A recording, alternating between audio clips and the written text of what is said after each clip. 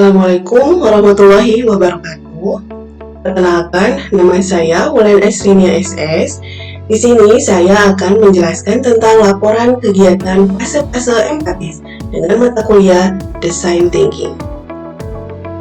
Pertama, di sini ada pedoman wawancara. Pedoman wawancara di sini tuh adalah kegiatan yang merumuskan perkenalan dan gambar proyek, pertanyaan kunci, pertanyaan ringan, dan penutup sebelum dilaksanakannya wawancara terhadap peserta didik. Nah, perkenalan dan gambar proyek di sini tuh sebagai perkenalan, kita sebagai pewawancara bertanya kepada peserta didik. Seperti contoh berikut. Assalamualaikum, halo adik, bagaimana kabarnya? Perkenalkan, nama saya Kakak Tita, misalkan. Kakak di sini mau sedikit ngobrol nih ya sama adik, kira-kira boleh? Nah, itu pertanyaan perkenalan. Nah, selanjutnya ada pertanyaan kunci. Nah, pertanyaan kunci di sini itu dirumuskan. Yang pertama ada kamu suka belajar atau tidak? Nah, yang kedua mata pelajaran apa sih yang dirasa sulit?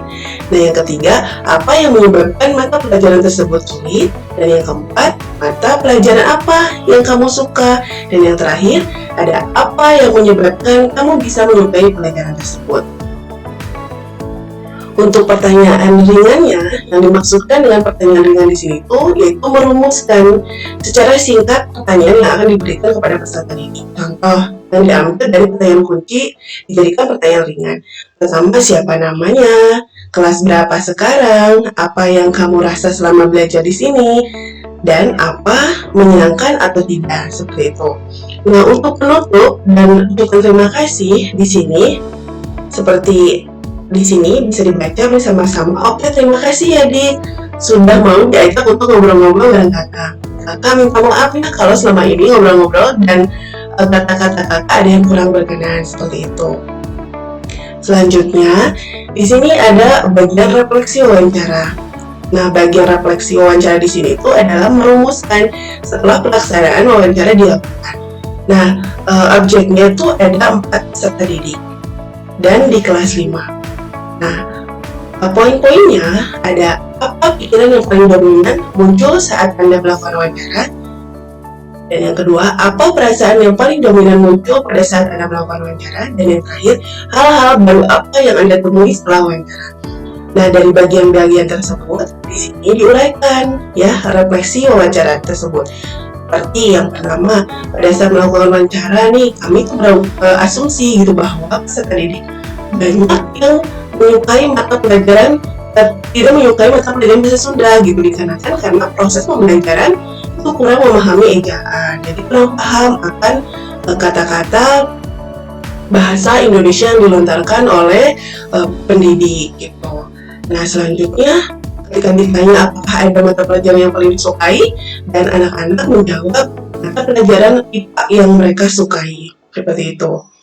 Nah, terus yang kedua, di sini perasaan yang paling dominan yaitu merasa prihatin dan khawatir terhadap peserta didik karena melihat banyaknya keluhan gitu dari peserta didik yang disampaikan tidak menyukai pelajaran bahasa Sunda. Seperti itu. Selanjutnya di sini hal barunya yang ditemui adalah cara pandang siswa terhadap proses pembelajaran bahasa Sunda gitu. Terus kemudian rasa empati yang didapatkan setelah melakukan wawancara. Selanjutnya di sini ada bagian format empathy map. Format empathy map di sini ada pikiran dan perasaan, lihat, dengar, kesulitan dan keuntungan.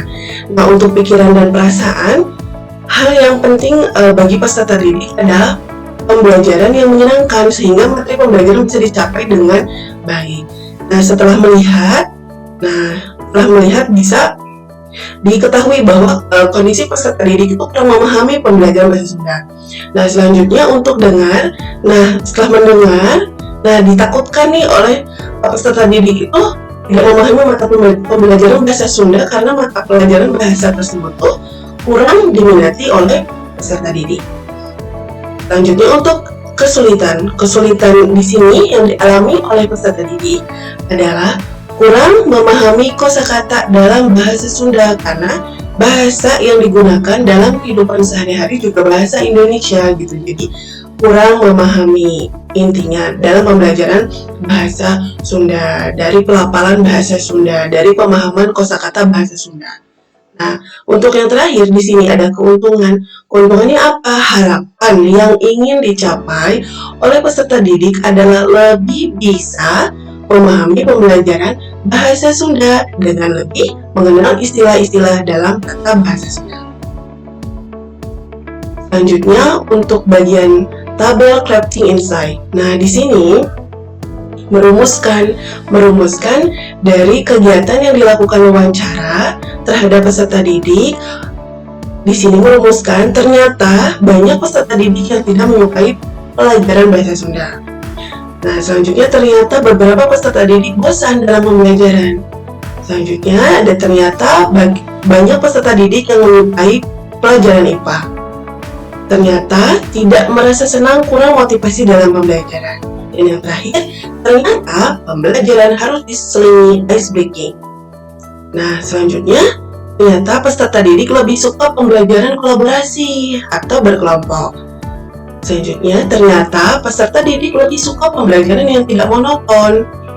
Selanjutnya, ternyata peserta didik lebih suka pembelajaran berbasis proyek. Selanjutnya, ternyata peserta didik suka guru yang aktif dalam pembelajaran. Dan yang terakhir, ternyata peserta didik suka pada pembelajaran yang melibatkan ice breaking. Nah, itu rumusan dari tabel crafting insight setelah melakukan kegiatan wawancara terhadap peserta didik. Nah, di sini ketika tadi sudah dijabarkan merumuskan dari tabel tersebut, nah di sini saya merangkai pemahaman terpilih, yaitu diambil 5 pemahaman terpilih dari suatu permasalahan yang dilakukan. Yang pertama ada ternyata peserta didik harus diajak dalam pembelajaran kelompok kolaborasi dalam kegiatan belajar bahasa Sunda. Yang kedua, ternyata peserta didik harus diajak ice breaking. Yang ketiga, ternyata peserta didik menyukai pembelajaran bervariatif dalam proses belajar. Keempat, ternyata peserta didik menyukai pembelajaran yang menggunakan media pembelajaran. Dan yang terakhir, ternyata peserta didik menyukai kegiatan proses belajar mengajar yang menyenangkan dengan menggunakan berbagai teknik permainan. Selanjutnya di sini ada tabel informasi, inspirasi, dan memorability. Nah, di sini tuh didapatkan tabel yang di dalamnya ada beberapa poin. Ada informasi, inspirasi, dan memorability. Untuk informasi yang didapat, belajar yang seru. Yang keduanya, belajar yang mudah dipahami.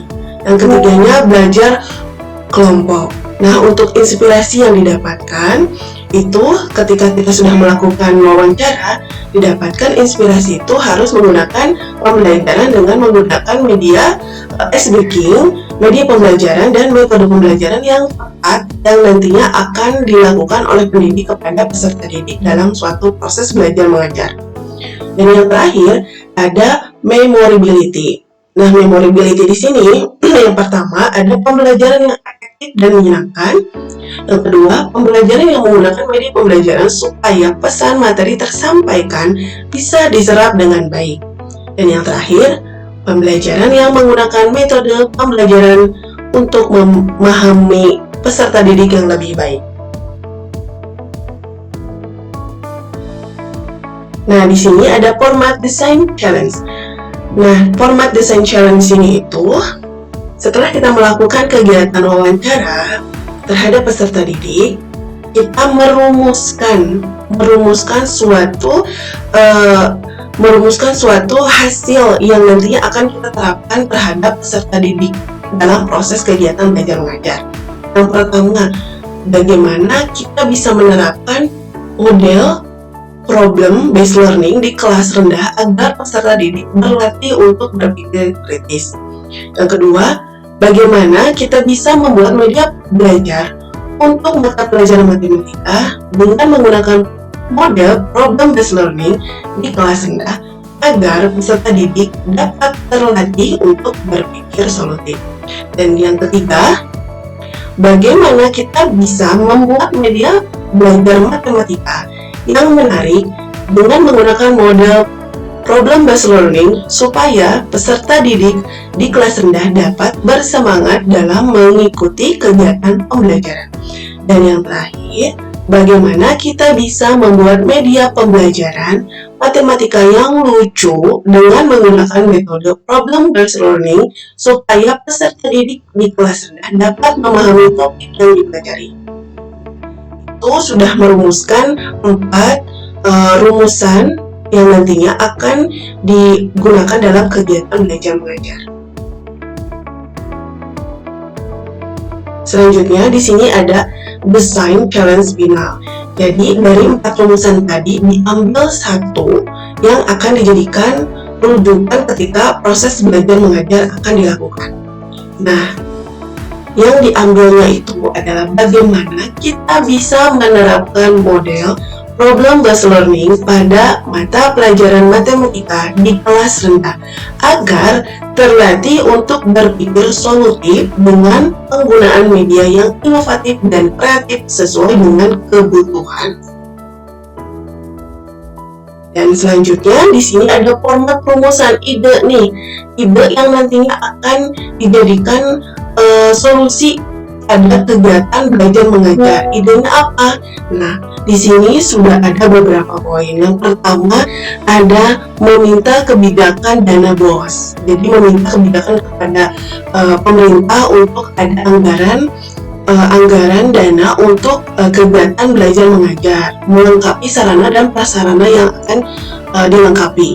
Yang kedua ada menggunakan bahan ajar yang ada di sekitar. Mungkin nggak menggunakan bahan ajar di sekitar bisa menjadi solusi untuk penggunaan media. Dan selanjutnya ada digitalisasi sekolah. Jadi ketika misalkan di sekolahnya ada sarana prasarana yang memungkinkan ada komputer, itu bisa digunakan untuk pembelajaran di sekolah kepada siswanya. Selanjutnya di sini ada memanfaatkan sisa-sisa alam gitu, misalkan mata pelajaran IPA.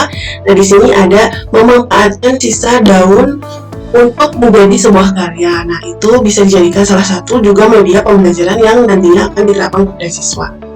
Nah dan yang terakhir di sini ada memanfaatkan barang-barang bekas. Nah, memanfaatkan barang-barang bekas juga termasuk kepada media pembelajaran. Memanfaatkan yang ada gitu ya untuk meminimalis pengeluaran yang akan dikeluarkan oleh pendidik terhadap media pembelajaran yang akan dilakukan di kelas gitu pada proses belajar mengajar. Nah, terima kasih. Pemaparan yang saya lakukan sudah selesai. Kurang dan lebihnya, mohon maaf. Wabillahi taufiq wal hidayah. Wassalamualaikum warahmatullahi wabarakatuh.